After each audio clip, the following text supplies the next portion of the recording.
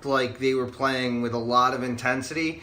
And it wasn't just like that intensity. What's most impressive is that it wasn't like it was the intensity for like line 1 against line 1 and line 2 against line 2. It went down to the fourth lines. Like, I mean, Vegas had 3 people score on the fourth line alone? Right, exactly. And for a playoff game, game 1, emotions are high. I mean, I think that accounts for some of the mistakes where it led to some of those fast breaks. I mean, a lot of these guys have very little experience being here. Some of them, none. You're going to get a lot of that emotion in the first game. And I don't know if we'll get another one as exciting as this, but you were right. I mean, you're talking about both goalies, 24, 26 saves apiece. I mean, even for the number that they're letting in, these are goalies that stopped 900 on their shot sheets. So, I mean, that tells you how intense of a game that was. And again, physical, couple of questionable hits and calls, ones that didn't get called on Riley Smith's goal with a cross-check.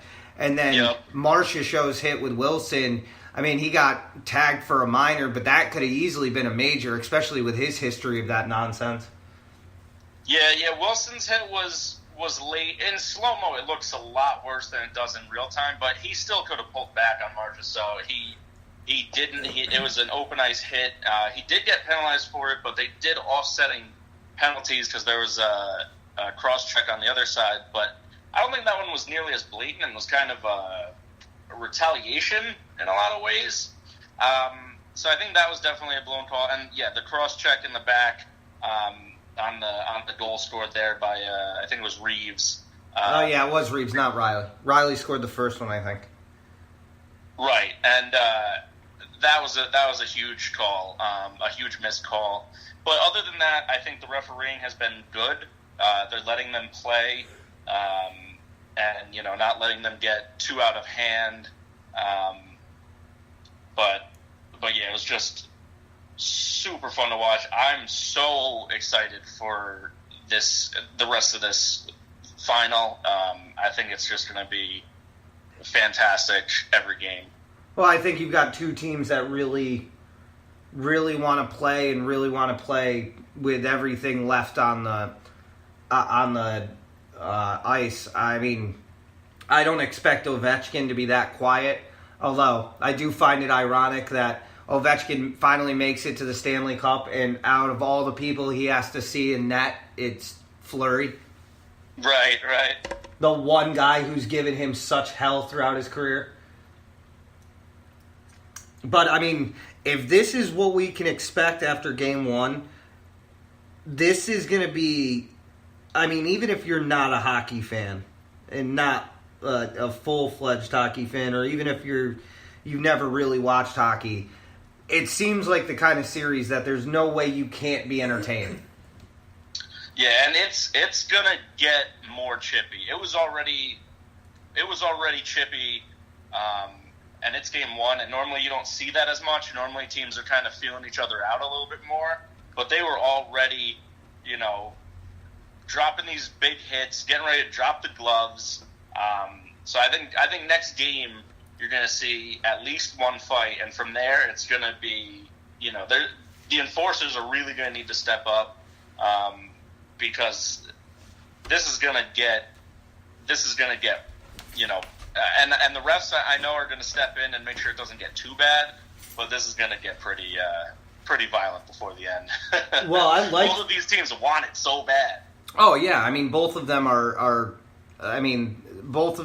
happy to be here, but they want to seize the opportunity. And I feel like, I mean, watching it, you can just see the intensity in every line that goes out there. But I don't know if you felt this, but as the game was building with every goal and every answer back, it's almost like you felt that pressure building up, even just watching it in the players, because the chippiness started to grow as the game went, and it was the back and forth nature I felt added to that, and you could almost feel it. Right. Agreed.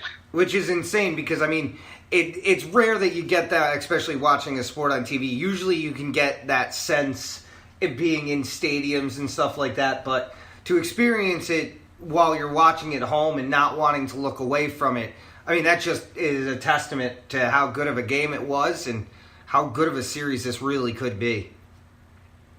Yeah, I cannot wait. I saw a shot of the Capital One Center, which is where the Capitals, of course, are home, and that stadium was full for the away game, for people watching it on the jumbotron. Oh yeah. So and Vegas is going to be full. I saw a statistic that 44% of the people in Las Vegas were watching the game, which is insane. Yeah, that is insane. I mean, especially in Vegas. Well, yeah, I mean, with everything else there is to do, I mean, just the shots from outside, the amount of people they had outside of the arena to watch the game was incredible to me. Yeah. I mean, if you're gonna have an expansion team, you couldn't have been blessed with a better situation than to reach the finals now, because that fan base is here and they are all in on Vegas. Yeah. Vegas is about to be a certified hockey town.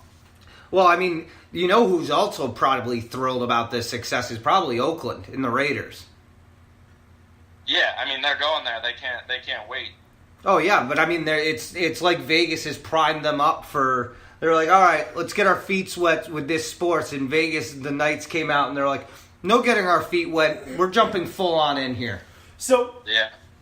How long until the NBA has a franchise in Vegas? How long until Major League Baseball has a franchise in Vegas?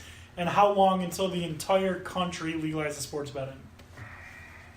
Well, I mean, the entire country can. I mean, by state, they can legalize sports betting. They can, but how long will it take to happen? That's going to be a state-by-state basis. To answer your other questions, if I was a betting person... Which you are. I would say the NBA has a team before MLB does. Yeah, I was going to say the same thing. I think NBA is next, and I think they're trying to do that as soon as possible. I think they're also trying to get back into Seattle. So I think the NBA has an expansion coming. Furthermore, I've always said that I don't understand how Seattle doesn't get a expansion hockey team for years. Like, if there's any area that feels like that should be a hockey area, I feel like Seattle is prime for a team. I'd like to see the NBA come to upstate New York. That being said, still want the Whalers back.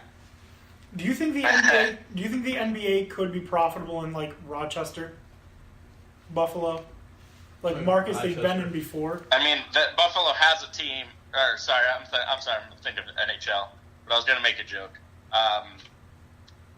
I mean, why not? It feels like a different state in a lot of ways. I mean, I could see it being plausible. You've just got to put it in the right location. And I mean, you got to hope that they're being successful, but now all New York has to hold on to is Knicks, and they're not very good. Well, they got the Nets. Toronto. That's even worse. To upstate New York, too. So that's like Toronto. That's a competing market.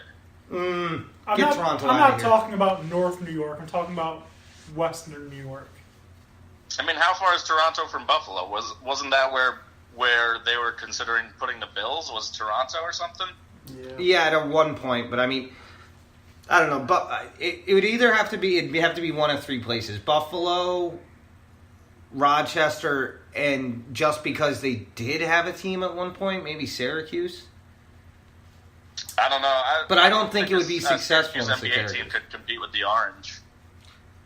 Well, I mean, the Orange have been putting up disappointing teams. They just kind of weasel their way into the tournament and then start winning, and that keeps them relevant apparently for the next year. 100 years. But that being said, I mean, you'd have to put it in one of those areas. I would love for an actual team to be in Albany, considering it is the capital of New York, but I don't know that it will ever happen. We're too small. Maybe for an NBA team, I could possibly see, because some of these NBA arenas, like the max capacity is like 19,000. Yeah, well, you better fix that broken board in the floor in Times Union before that happens. That dead spot, you know what I'm talking about? That notorious dead spot where no one wants to dribble the ball because apparently it's been hollow. They haven't figured out how to fix that in 20 years. But the Capitol Center is brand new. Yeah, I guess that's true. I mean, I'm not saying it would work, but I mean, the Celtics and the Knicks have played at the Times Union Center. Yeah, I mean, I don't know. I'd like to see it happen, but like I said, going back to Vegas, I think it's going to be, you're going to see an NBA team. They probably already are trying to figure it out. MLB will probably wait for a while just because of its whole integrity of the game nonsense. And Pete Rose, we won't move a team there till he's dead, just to spite him. And then name it the Vegas Roses. Yeah, the Vegas Roses, the Vegas Flowers, the Vegas Peters. That seems like somebody who's about to get arrested. No, the Peters would have to come out of Reno. The Reno Peters. And the team's sponsor is Peterbilt. It's gotta be. It's Peterman Bus Company. Yeah. Peter. Thank you to our sponsors: Peter Pan Bus Line, Peter Pan Peanut Butter, and Peterbilt, and Dick's Sporting Goods. Because they're the Peters. That's funny. All right. So what do you think here? As far as with Vegas 1-0 lead, how do you see it end? I'm giving advantage Vegas. I think Vegas, top to bottom, compared to the Caps, has the edge in overall team strength. But then the Caps do have the X factor of Ovechkin. But I'm thinking Vegas 7 games, but man, this could go either way after that one. I want to see it be Vegas in 5. I think it's going to be Vegas in 7. You know what? I'll do Vegas in 5. All right. I would like to see them win it at home. I mean, that would be the ultimate way to end an inaugural season, wouldn't it? To hoist the cup at home. Well, at 7, don't they win at home? Because they're starting... That's what I said. I said I want it to be Vegas in 5 because I think if they go to a game 6, the Caps will win at home, and then I want it to be Vegas in 7. Well, do you think... Okay. Do you actually think it would be better for them to win at home? Or would it be better for them to just absolutely dominate in Washington? Yeah, I don't really... If they win, I don't care. I just think it would be a fitting end to win at home. I'll say well, Vegas 5 in over 6. 7, they win at home. All right, Vegas in 6. I'll take it. 2-2-1-1-1. So, as far as who's home. 6. I made the right choice by not picking out of the hat. Good job. I regret that. You're a Coyotes fan for life. Well, or until he picks out of the hat next year. Oh man, we gotta do that again. Find something else first. Dan, you don't have a favorite baseball team, do you?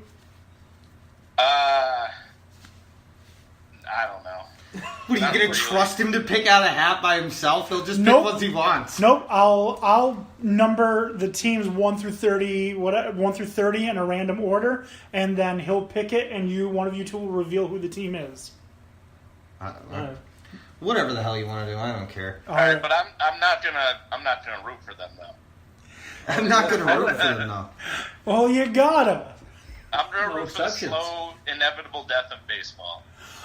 I don't know if that'll happen. I don't know if we'll see that in our lifetime. No, probably not. A lot of people enjoy it, and good for them. I just don't have the attention span, I guess. I enjoy it when I go. I also will watch a baseball game every once in a while if there's nothing else to do. It's great to take a nap to, second only to golf. But honestly, I enjoy baseball when I can do other things. Like sit there and watch a baseball game. I don't think Jerk I off would. Yale. Yeah, seriously. If I got Yale to my right and a baseball game on, I'm good. But I mean, I see what you're saying though, because I'll totally be like around the house like drinking some beers, maybe grilling, but I'll keep a baseball game just on for the sake of passing and being like, what's the score now? Playing games on your phone, whatever it is you want to do. Cleaning, whatever I got to do around the house. Yeah, whatever. It's background noise. Like I said, great for a nap, second only to golf. Yeah. Because no one yells in that No, not at all. I mean, we could do it with a whole bunch of things. Tennis, I have a favorite tennis player. No. Have you ever tried to watch a women's tennis match? They're screaming the entire time. Okay, well, what about men's tennis? They're grunting the entire time. Tennis is great. And they keep the microphone like next to them so they can amplify the grunts.